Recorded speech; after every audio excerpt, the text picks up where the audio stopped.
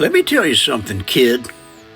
When you've been around the rock and roll game as long as I have, you know one thing: it never dies. It slows down, maybe gets a little hard of hearing, but it doesn't die. That's why I organize shows for what I call the Rockin' Chair Rebellion Tour. Live rock and roll for the most badass residents of assisted living facilities across the country. We may have walkers, but we still walk the line, baby. We're not talking about some half-baked acoustic nonsense neither. No, sir, these are full-on rock shows, complete with fog machines, laser lights, and amps cranked up to a respectable but not hearing aid destroying level. Last week we had the Titanium Hips headlighting at Golden Acres Senior Living. They closed with their smash hit, "Don't Pull My Plug, Let Me Keep Rockin'."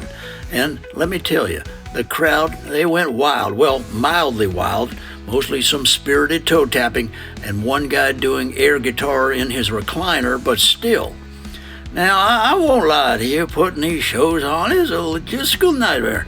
I mean, we've got a whole squadron of doctors on standby at every event. You take a tumble off a speaker stack during wheelchair riot, boom, Dr. Sanchez is there to patch you up before the guitar solo ends. Drink too much orange juice at the refreshment stand? Don't worry about it. We've got IV drips ready to rehydrate you. Rockin' responsibility is our motto. And the bands? Oh, we've got legends. The AARP All-Stars are a crowd favorite. Their ballad, Hot Flash Highway, still brings tears to eyes, mostly because someone accidentally rubs benthol ointment too close to their face. Last month, Cardiac Arrest did a reunion tour featuring their classic I Want a Code But Not Blue. I mean, they're heavy metal, by the way, lots of double bass pedal and raspy screams. I book the acts, sure, but I also run security. You wouldn't think you'd need bouncers at a senior rock show, but you'd be surprised how fast things escalate during the encore. We had one lady at Shady Pines Retirement Home. She tried to rush the stage to kiss the drummer from Cataract Thunder, and she wasn't messing around. She took out 2 folding chairs and nearly knocked over the snack table before we wrangled her like a calf back to her wheelchair. And the snack table, oh well, that's another production entirely.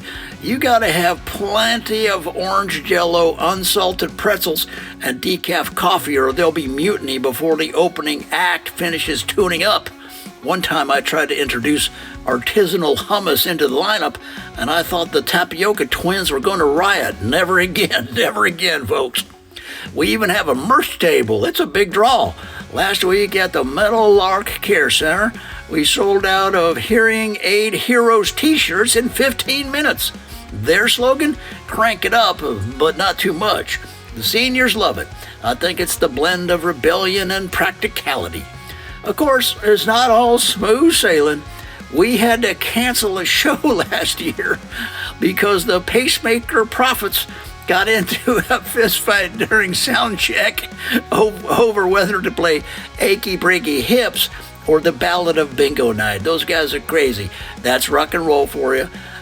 Tempers run hot when the music's this electric, folks, or at least mildly charged. Look, we're not slowing down. I mean, next month we're doing a 3-day festival at Happy Trails Assisted Living. We're calling it Geriatric Jam Fest 2024, and it's going to be huge.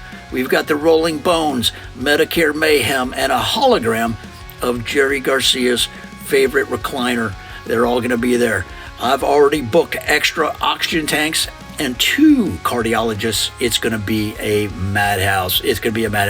So if you ever doubt that rock and roll still has a pulse, come find me. I'll be backstage at the Metal Lark, making sure the drummer from Bedpan Boogie gets his Metamucil before the set.